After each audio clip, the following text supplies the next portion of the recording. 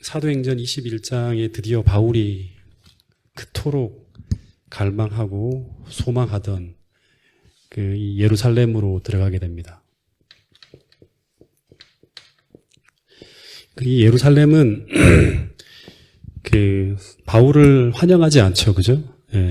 그리고 성령께서 그리로 가게 되면 너가 환난과 결박을 당하게 될 것이고 굉장한 큰 어려움이 있겠다고 했지만 사도 바울은 그 형제에 대한 사랑 그리고 하나님이 인도해 주시는 그 사명이 그곳에 있기 때문에 기어코 그리로 들어갑니다. 그래서 예루살렘으로 들어갔는데 바울이 예루살렘에 도착했을 때 바울에 대해서 호의적인 어떤 생각을 하고 있는 일부 사람들의 환영을 받아요. 그죠? 그 후에 이제 사도 바울이 그 다음날 예루살렘 교회 최고 지도자인 이 야고보와 그리고 그 장로들을 만나는데 이 장로들을 이제 주석에 보면 사도들이라고 이제 이야기를 하더라고요. 재림교회 성경 주석에 보면. 그래서 이 사람들을 만나서 이제 사도 바울이 함께 이방에서 온 유럽의 교회 대표자들을 쫙 소개를 하면서 하나님이 자기의 사역으로 말미암아 이방 가운데서 행하신 일을 낱낱이 말하였다고 합니다. 이제 보고를 하는 거죠, 그죠? 그러자 이 야고보와 그 교회 지도자들이 그 이야기를 듣고 이제 먼저는 하나님께 영광을 돌렸다고 합니다. 이 말은 사도행전에 보면 예루살렘 교회 지도자들이 바울이 이방에서 했던 그 모든 사역에 하나님의 인이 지켜 있다는 것을 이제 확인하게 되는 계기가 되었다고 합니다. 그래서 사도 바울의 하는 일이 하나님의 인이 지켜 있고 이 사람들이 그 교회 대표자이고 그리스도 교회 대표자라는 것을 이제 인정하게 됐다 그러면 이제 어떻게 해야 되는가 하면 첫 번째는 이방에 세워진 교회가 하나님의 교회이고 그리고 이방인 그리스도인들과도 하나님이 함께 하심을 인정해야 되고 그러면 이제 두 번째는 바울이 지금 이방에서 선포하고 가르치는 복음이 하늘로부터 온 것이라는 것을 이제 이 사람들이 시인을 해야 돼요. 그죠? 그리고 그 다음에 그것을 예루살렘 교회 지도자들이 백성에게 선포하고 그것에 반대하는 무리들을 설득해야 되는 것이 이 지도자들이 해야 될 일이에요. 근데 이 예루살렘 교회 지도자들이 바울에게 잘못된 권고를 하게 됩니다. 예, 사도행적을 봐도 그렇고 성경에 봐도 그렇습니다. 본문 20절에 보면 그들은 바울에게 뭐라 그러냐 그러면 사도 바울 하면서 유대인 중에 그리스도인들이 수만 명이 있는데 유대인 중에 그리스도인이 수만 명이 있는데 그런데 그들이 다 어떤 사람이다? 율법에 열성이 있는 자라고 합니다. 다시 말해 이 말은 사도행전 15장의 예루살렘 총회 결의에서 유대교 의식들에 대해서는 이제 모든 그리스도인들은 자유롭다는 선언을 했음에도 불구하고 여전히 수많은 이 유대에 있는 그리스도인들, 예루살렘 교회를 중심으로 해서 이 유대에 있는 그리스도인들은 구약의 의식들을 실천하고 있었고 그리고 여전히 전통과 관습에 매인 율법주의의 삶을 살아가고 있었다는 거예요.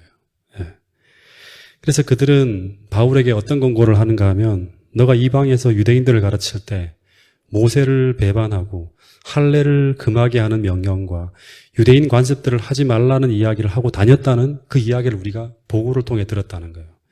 그래서 22절에 뭐라고 하는가 하면 이제 이런 상황들을 통해서 너가 좀 책임져야 될 게 있는데 그게 뭐냐 그러면 우리에게 서원한 네 사람이 있는데 나시린으로 서원한 사람이 네 사람이 있는데 그들을 데리고 가서 함께 결례를 행하며 다시 말해서 유대의식법을 공개적으로 사람들 앞에 너가 준수해서 모든 사람이 바울 너에 대해서 들은 것이 사실이 아니고 너도 하나님의 율법을 지켜 행하는 줄을 알게 하라는 권고를 합니다.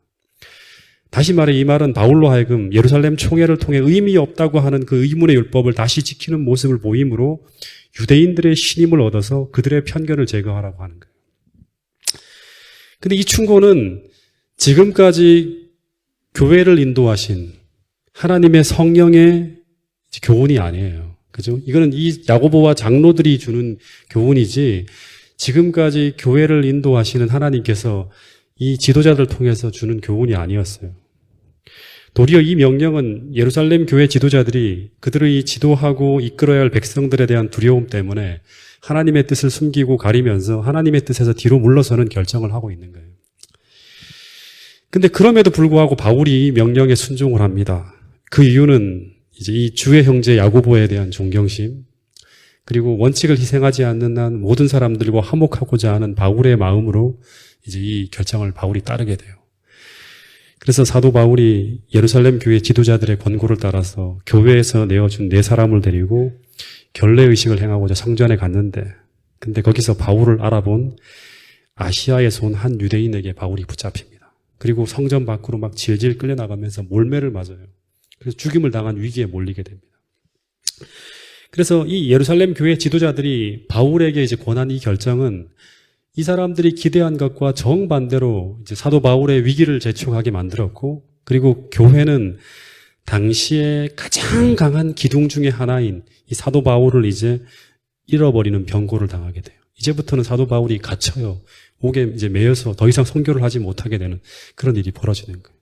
이제 옥살이까지 하죠, 그죠? 로마로 끌려가면서. 그 남은 시간 동안에 그가 해야 될 많은 일들을 못하고 이제 매인바되는 형편에 처하게 됩니다. 그래서 하나 생각하게 되는 것은 당시 교회 지도자들은 어떤 사람들이었는가 하면 당시 교회 최고 지도자는 사도 야고보였어요. 그죠? 그리고 사도들이었어요. 예루살렘 교회. 그런데 초기 교회에서도 어떤 결정에서는 때로 이렇게 인간의 연약함으로 잘못된 결정으로 실수도 할 수 있다는 것이 제가 이 본문을 통해서 배우게 되는 첫 번째 교훈입니다. 네. 두 번째는 바울이 이제 이걸 또 순종하잖아요. 그죠? 그 잘못된 결정이라 하더라도 그것이 직접적인 죄가 아닐 때는 그 결정에 순종하고 협력하는 바울의 모습이 또 우리가 하나 배워야 될 모습이라는 거예요. 네. 그리고 마지막 세 번째는 뭐냐 그러면 이제 우리가 어떤 결정을 하게 될 때 그 선택을 하게 됨으로 말미암아 백성들의 지지를 크게 잃고 그리고 많은 반발이 일어나서 큰 어려움을 겪게 된다고 하더라도 그것이 하나님의 뜻이라면 백성을 바라보는 것이 먼저가 아니라 먼저는 하나님을 바라보고 나아가야 된다는 것이 우리가 여기서 배울 세 번째 교훈이라는 사실입니다. 그래서 초대교회라 하더라도 때로는 인간들이 하나님 앞에 완전히 자기 자신의 연약함과 부족함과 두려움을 완전히 굴복시키지 못할 때는 때로는 잘못된 연약한 결정을 할 수도 있다는 거예요. 근데 사도 바울은 또 하나 그것이 직접적인 죄가 아닐 때는 자기의 어떤 그런 뜻을 꺾고 이 교회의 결정에 순복했다는 것이 또 하나 우리가 많이 생각해야 될 모습이고, 세 번째는 우리가 어떤 결정을 하게 될 때 그것이 그렇게 함으로 말미암아 백성들의 반발이 일어나고 지지를 잃고 큰 어려움을 겪게 되는 것처럼 보인다 할지라도 하나님의 뜻 안에서 우리가 어려움을 당하게 될 때 그 어려움 속에서도 우리가 견뎌낼 수 있고 그 모든 것을 극복할 수 있는 힘을 얻을 수 있다는 거예요. 먼저는 백성을 바라보는 것이 먼저가 아니라 먼저는 하나님을 보고 나가야 된다는 것이 우리가 배울 중요한 교훈이라는 사실입니다. 어쨌든 이제 바울이 성전으로 몰려든 유대인들에 붙들려서 정신없이 폭행을 당하면서 이제 성전 밖으로 이제 스데반처럼 23년 전에 스데반처럼 처형당하기 위해서 막 끌려나갑니다. 근데 때를 맞추어서 예루살렘에 소동이 일어났다는 소문을 듣고 로마 군대의 천부장이 달려와서 소동을 중지시켜요. 그러니까 우리가 항상 기억해야 될 게 뭐냐 그러면 사명이 있는 자는 절대로 죽지 않는다. 하나님이 지켜주는 거예요. 그래서 이 천부장이 이제 로마 군대를 동원해서 바울을 잡아서 이제 그 성전 바로 옆에 보면 안토니오 요새라고 있어요. 그쪽으로 막 이제 끌고 가서 영내로 데리고 와서 조사를 하려고 하는데, 근데 이제 그 층대를 막 지나갈 때 이제 막 사람들은 바울을 죽여라 그러면서 막 온갖 돌멩이를 던지고 막 소동하고 난리가 나는데 이제 군사들이 이제 그를 보호해서 막 들고 지나갑니다. 근데 이렇게 요란하고 정신없는 상황 속에서 바울이 어떤 생각을 하는가 하면 자기의 신변의 안전을 이제 위협받는 것을 두려워하는 것이 아니라 사도행적에 보면 바울을 죽이려는 원수들에 쫙 둘러싸여 있을 때도 바울은 소요 중에서도 침착하였다는 거예요. 그러니까 다시 말하면 군중들의 사나운 모습을 보는 게 아니라 계속 그의 마음이 뭘 의지하냐 그러면 하나님을 쫙 의지하고 그리고 천사가 주위에 그 자기를 두르고 있다는 것을 생각하였다 그럽니다. 그러면서 그의 마음에 떠오른 게 뭐냐 그러면 그가 이곳에 온 목적. 왜 예루살렘에 왔죠? 네. 그가 이곳에 온 목적을 생각하였다고 합니다. 다시 말해서 내가 복음을 전하러 왔는데 그런데 그가 그토록 사랑해서 복음을 전하려 하는 그의 동포들이 지금 앞에 수만 명이 몰려 있는데 근데 진리를 제시하는 노력조차 하지 못하고 성전을 떠난다는 걸 생각할 때 그의 마음이 너무나 괴로웠다고 하는 거예요. 이 마음이 누구의 마음이라고요? 바로 스데반의 마음이었고 자기들의 죽이려는 원수들에 둘러싸여 있는데도 오직 복음을 전하려 하는 이제 그 백성들만을 생각하는 거예요. 그리고 이 마음이 누구의 마음이라고요? 예수님의 마음이라는 거예요. 그러니까 성령 충만한 사람은 예수님의 마음이 충만한 거예요. 그러니까 똑같이 예수님처럼 생각하고 예수님처럼 말하고 예수님처럼 행동하는 게 바로 성령에 사로잡혀 살아가는 사람들의 모습인 거예요. 그래서 사도 바울이 영문 안으로 막 인도 내려갈 때 더 안전한 곳으로 들어가는 거잖아요. 근데 천부장을 막 불러가고 자신이 이 백성들에게 말할 수 있는 기회를 달라고 막 요청을 합니다.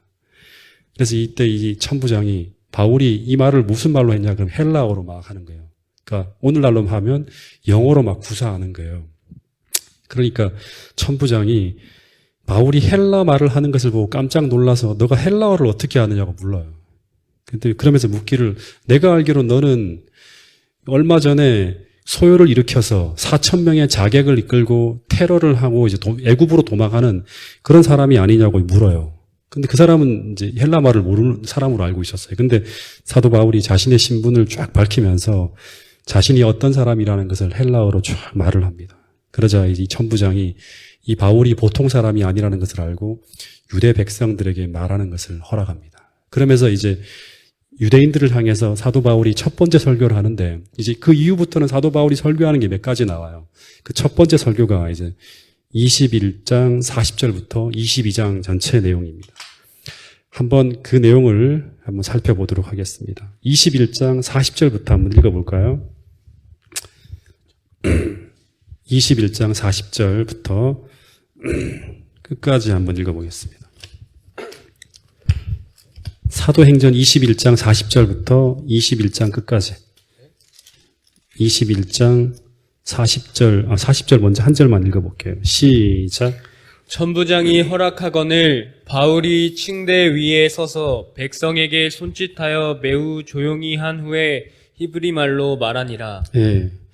바울이 지금 얼굴도 엉망이죠. 맞았으니까, 그죠? 그리고 온 몸이 정상이 아니었을 거예요. 근데 층대 위에 서서 흐트러진 몸을 잠깐 추스리고 난 다음에 백성들에게 손짓을 하는 거예요. 손짓을 한다는 건 조용히 해달라고 하는 거죠. 막 죽여라 하는데. 근데 이 손짓을 하는데요. 그렇게 흥분했던 사람들이었는데 사도행적에 보면 그의 손짓이 백성들의 주목을 끌었다고 합니다. 손짓하는 걸 다 사람 쳐다보는 거예요. 그리고 또 하나 중요한 게 뭐냐 그러면 그의 태도는 존경심을 불러일으켰다 그래요. 방금 전까지만 하더라도 죽여야 될 사람이고 진짜 막 그 증오하고 우리가 함부로 할 수 있는 사람이었는데 갑자기 존경심을 일으켰다는 거예요. 얼굴이 망가지고 깨어지고 온몸이 엉망이었을 텐데 어떻게 이 바울의 태도가 존경심을 불러일으켰을까? 이런 단어들 하나하나를 볼 때마다 우리가 생각해야겠죠. 그죠? 왜 이랬을까? 그 이유는 단 하나입니다. 이런 형편 속에서도 그리스도께서 그의 안에 계심으로입니다. 하나님, 예수님이 신성이 충만할 때 항상 그분은 가진 것도 없고 사람들에게 배운 것도 없고 그런 어떤 여러 가지로 이렇게 표현되어지지만 그분 안에 하나님이 계실 때 사람들은 그분을 함부로 알 수가 없었어요. 그래서 예수님이 언제나 하나님께서 나와 함께 하시는도다 하면서 언제나 그러면서 어떤 폭풍우 속에서도 항상 존경심을 불러일으킬 수 있는 그런 태도를 견지했다고 하는 거예요. 그래서 오늘 우리가 비록 가진 것이 별로 없고 외적으로 특별하게 사람들에게 과시할 것이 없다 할지라도 우리 안에 예수 그리스도께서 계심으로 말미암아 우리 앞에 서 있는 청중들이 말씀 앞에 머리를 숙일 수 있는 그런 영성이 우리들에게도 있게 될 수 있기를 간절히 바라겠습니다.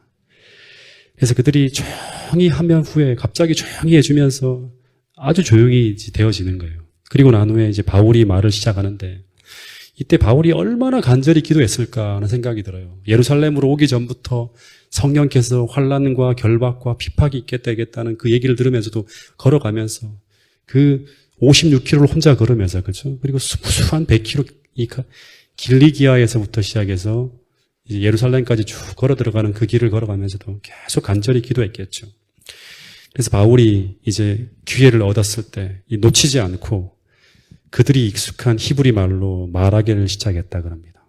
근데 이제 사도 바울의 말이 그들의 귀에 익은 히브리 말로 쭉 시작되자 이제 아람어로 했겠죠, 그죠? 사람들이 다 조용해지는 거예요. 조용해지는 거예요.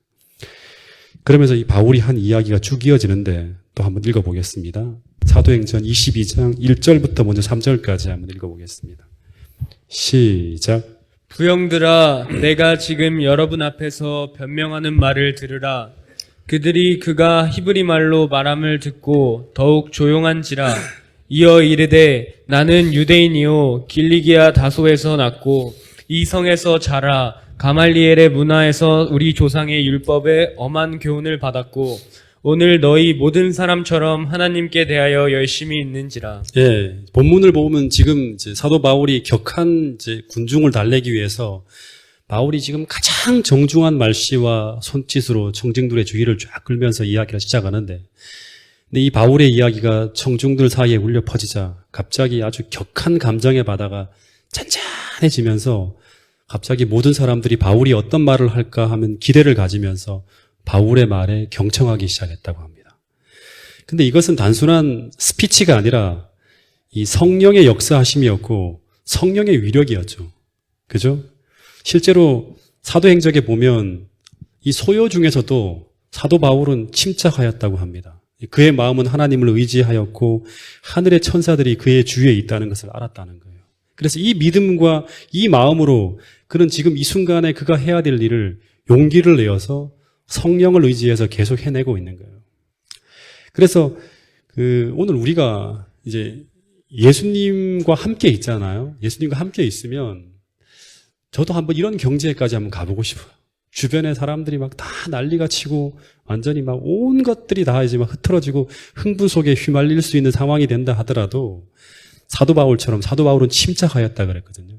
예수님이 그 재판정 곳곳에 갈 때마다 주변의 회중들과 청중들은 다 난리가 났지만 예수님은 거기 휘말리지 않았거든요. 그렇죠?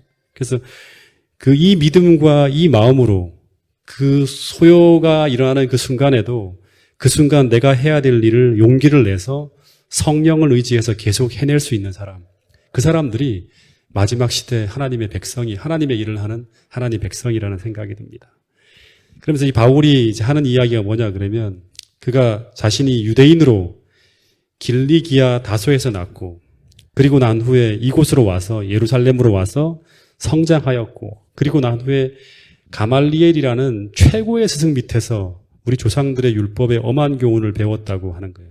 이 말이 무슨 말인가 하면 이제 이 사도 바울이 하는 설교를 잘 들어보면 나는 너희 모든 사람들처럼 하나님의 율법에 대해서 열심히 있는 사람이었다고 하는 거예요. 너희들과 똑같은 사람이었다고 하는 거예요. 공감할 수 있는 말을 하는 거죠. 그죠? 그래서 이 이야기가 비록 23년 전의 이야기지만 아직도 예루살렘에 살아있는 많은 사람들이 사도 바울이 어떤 사람이었는지 잘 알려져 있었어요. 그래서 아무도 이 사도 바울의 진술을 부인할 수 없었다고 합니다.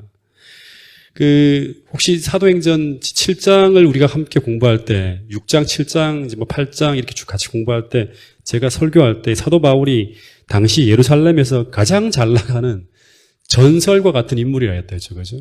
아주 유대교를 위협하는 스데반에 맞서서 그 사람을 토론으로 이길 수 있는 사람이 누구인가를 사내들인에 찾고 찾아서 멀리 있는 사람을 데리고 와서 이제 이 맞상대를 시켰을 정도로 대단한 사람이 바로 사도 바울이었다 그랬습니다. 그래서 바울이 지금 무엇을 이야기하고 있는가 하면 너희들이 지금 율법에 열심히 있는 자들이어서 그 율법을 수호하기 위해서 나를 박해하고 핍박하려고 하는데 나는 너희들보다 훨씬 더 보수적인 문화에서 공부를 하였고 너희보다 훨씬 더 율법에 열심히 있던 사람이었다고 얘기하는 거예요. 한마디로 나는 뼛속까지 유대인이었다고 하는 거죠. 그죠? 근데 이제 궁금한 거는 그러면 너는 어떻게 하다가 이렇게 바뀌었는가? 거기에 대해서 궁금하겠죠. 그죠? 그래서 바울이 이제 자신이 어떻게 이렇게 변화되었는지를 간증을 시작하는 이야기가 쫙 나와요. 그게 4절부터 21절까지의 내용인데 먼저 4절부터 8절까지만 한번 읽어볼게요.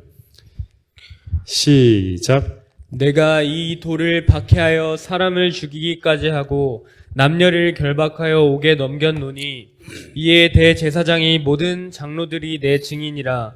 또 내가 그들에게서 다메섹 형제들에게 가는 공문을 받아 가지고 거기 있는 자들도 결박하여 예루살렘으로 끌어다가 형벌을 받게 하려고 가더니 가는 중 다메섹에 가까이 갔을 때에 오정쯤 되어 호련히 하늘로부터 큰 빛이 나를 둘러 비치매 내가 땅에 엎드려져 들으니 소리가 있어 이르되 사울아 사울아 내가 왜 나를 박해하느냐 하시거늘 내가 대답하되 주님 누구시니까 하니 이르시되 나는 내가 박해하는 나사렛 예수라 하시더라. 예.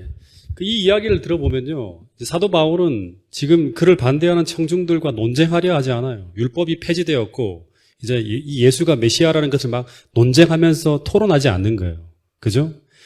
이제 이야기 서두부터 꺼내는 거는 내가 먼저 당신들과 똑같이 율법에 열심히 있었고 그리고 그 때문에 예수 그리스도의 제자를 핍박하고 죽이기까지 했다는 이야기를 하면서 먼저 그들과 공감이 되는 부분에 시작해서 이제 내가 어떻게 변화되었는지 자신의 간증으로 쭉 사람들을 끌고 가는 거예요. 나도 당신들하고 똑같이 옛날에 세상에서 똑같이 이렇게 이제 뭐 놀고 그렇게 지내다가 그런 적이 있었다. 근데 지금 내가 변화된 이유는 바로 이런 과정 때문이다라고 얘기하는 거예요. 예. 저도 이제 뭐 모태신앙이 아니기 때문에 언제나 초신자들을 만날 때 전도할 때 그런 방법으로 이제 시작을 합니다. 제 간증을 많이 해요. 그렇게 될 때 이 청중들이 자기도 모르는 사이에 그 이야기에 수긍하며 쭉 따라오고 있었다 그럽니다. 참 신기하죠. 오늘 우리도 전도할 대상이 있다 그러면 이렇게 한번 기도하고 난 다음에 사도 바울처럼 이런 방법으로 한번 전도를 한번 해보시길 바랍니다. 근데 만일 이제 사도행전에 보면 바울이 그렇게 하지 않고 무엇이 옳고 그른지를 놓고 토론을 하거나 논쟁을 벌였다면 그들은 완고하게 사도 바울의 말을 거절하게 되었을 것이라고 사도행전에 보면 나와 있습니다. 만일 그가 그를 반대하는 사람들과 논쟁하려고 하였다면 그들은 완고하게 그의 말을 듣기를 거절했을 것이나 그의 경험에 대한 진술은 수긍하게 하는 능력이 있어서 한동안 그들의 마음을 부드럽게 한 것처럼 보였다. 엘렌 화이트이 당시 상황 속으로 쭉 계시를 통해 들어가 보니까 사람들이 다 수긍하는 것처럼 쏙 빨려 들어가고 있었다는 거예요. 여러분, 그래서 우리가 진리를 증거하고 소개할 때 가장 좋은 방법은요, 교리를 가르치는 것은 마음이 열렸을 때예요. 먼저 어떤 교리를 전하기보다 먼저는 나의 경험을 소개하는 것이 상대의 마음문을 여는 가장 좋은 방법이라는 사실을 기억할 수 있게 되기를 간절히 바라겠습니다. 그래서 언제나 내가 예수님을 만난 경험들은 우리가 작년에 우리 집회를 통해 15분짜리 했잖아요. 그죠? 15분씩 하는 거를. 그런 것처럼 꼭 우리는 가지고 있어야 돼요.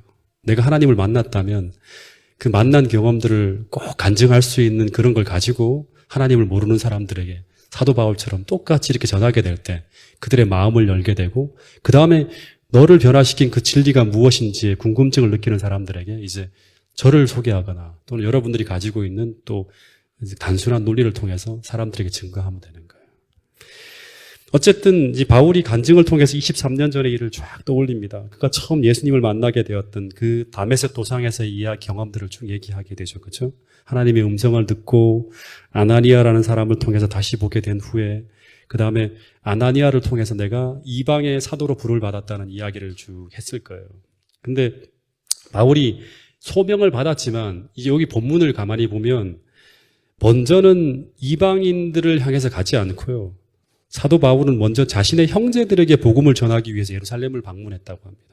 그런데 성전에서 기도할 때 비몽사몽간에 예수님이 쫙 나타나서 계시를 통해서 주어진 기별이 뭐냐 그러면 너가 예루살렘에서 아무리 증언을 해도 네 말을 안 들을 거라고.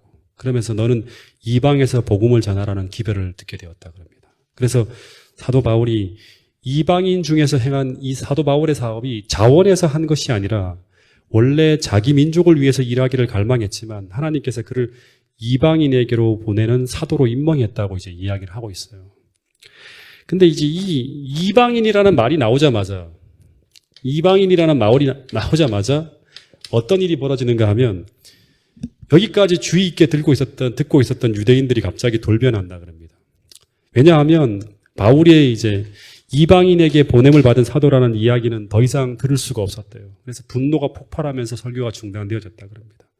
왜냐하면 유대인들은 자신들만이 하나님의 은총을 받은 유일한 민족이라고 믿고 있어요. 근데 사도 바울은 하나님의 은혜를, 이제 하나님이 은혜를 이방 민족에게 나누어 주기 위해서 택함을 받았다고 하니까 이게 들을 수가 없는 거예요. 그래서 사도 바울이 하는 말보다 더욱 큰 음성을 높여갖고 이러한 놈은 세상에서 없이 하자, 살려둘 자가 아니라고 하면서 옷을 벗어던지고 티끌을 공중에 날리면서 난리가 났다 그럽니다.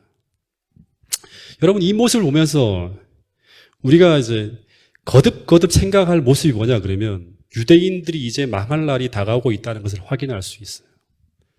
여러분, 유대인들을 향한 하나님의 마지막 선민으로서의 특권이 언제 끝났죠? 기억하십니까? 언제 끝났죠? 예수님이 돌아가시고 난 다음에도 계속 이어졌잖아요. 다니엘서 공부할 때 보면 스데반의 죽음이죠. 네, 장로님. 기원 후 34년 스데반의 죽음을 통해서 더 이상 하나님의 선민이 아니에요, 이 사람들은. 근데 바울은 그들을 향해서 계속 복음을 전하려 하는 거예요. 이미 선민은 아니지만 이 하나님의, 이들을 향한 하나님의 사랑은 끊어진 게 아니었어요. 계속해서 그들을 하나님께로 인도하고자 사도 바울의 마음의 속에다가 하나님 마음을 담아서 계속 전하는 거예요. 근데 그들이 이 복음을 받아들이기 위해서는 이제 뭐를 해야 되냐면 겸손해야 돼요. 유대인의 선민 사상을 버려야 돼요. 바울처럼. 그 다음에 아직도 버리지 못한 사람들이지, 완전히 버리지 못한 사람이지만 그 선민 사상을 버리고 바울처럼 먼저 받은 하나님 말씀을 나누면서 하나님이 주신 은총과 축복을 흘러보내야 돼요. 그래야지만 살 수 있는 거예요. 그러니까 이건 똑같이 우리가 복음을 받은 사람들이 이 복음을 나눠줘야 되는 거예요, 우리가. 안 그러면 우린 죽어요. 하나님이 주신 그 은혜를 나눠주고, 사랑을 나눠주고, 받은 축복을 나눠주고, 계속 그런 사랑이 흘러나가는 사람들이 바로 하나님 백성이에요. 하나님의 마음을 가진. 그래서 마지막 때 하나님은 우리가 받은 이 작은 것들을, 축복들을 내 작은 사람 한 사람에게 동일한 사랑으로 나눠줄 수 있는가 없는가를 통해서 하나님 백성인지 아닌지를 가른다 했잖아요. 근데 지금 유대인들의 모습은 철저하게 악인으로 다 바뀌었어요. 이기적인 모습으로. 그래서 절대 말씀을 이방에 전혀 나누려 하지 않고 은총과 축복을 흘려보내지 않는 거예요. 다시 말하면 점점 그들은 복음에 반대에 서서, 하나님께 반대에 서서 더 악하게 변해가고 있는 거예요. 여러분, 마찬가지로 오늘 우리도 똑같은 지점에 서 있다는 사실을 잊지 않게 되기를 바라겠습니다. 우리가 받은 빚과 은혜와 축복을 계속 나눠야 돼요. 바울처럼 더 많이, 더 멀리, 더 넓게 우리가 받은 축복과 은혜와 복음을 나누어 주게 될 때 하나님은 사도 바울에게 더 큰 빚과 더 큰 깨달음과 더 큰 능력을 주셨던 것처럼 하늘의 축복은 계속 우리에게 더 부어진다는 사실을 잊지 않게 되기를 간절히 바라겠습니다. 어쨌든 소동이 막 일어나고 그때 이 천부장이 신속하게 바울을 영내로 데려가라고 명해요. 마치 소동이 벌어지면 안 되잖아요. 그죠? 이 사람 때문에 더 크게 소동이 일어나니까. 그리고 유대인들이 무슨 일로 사도 바울에게 소리를 지른지를 몰라요, 이 사람이. 왜냐 그러면 아람어를 모르니까. 당시 이 천부장은 아람어를 모르는 사람이었어요. 그래서 그냥 사도 바울을 묻고 채찍질을 해서 신문하려고 해요. 왜냐하면 바울이 지금 아람어로 막 설교를 하는데 이 천부장이 그 이야기를 알아듣지 못했기 때문에 그냥 소동이 일어나는 것을 보고 어떻게 생각을 했는가 하면, 이 바울이 심각한 범죄를 저질렀겠구나 하고 결론을 짓고 먼저 채찍질부터 하려고 하는 거예요. 그래서 사도 바울을 가죽줄로 이제 바울을 묶었어요. 그런데 이제 바울이 곁에 있는 이제 백부장에게 뭐라고 하는가 하면, 뭐라고 하죠? 나는 로마 시민이라고.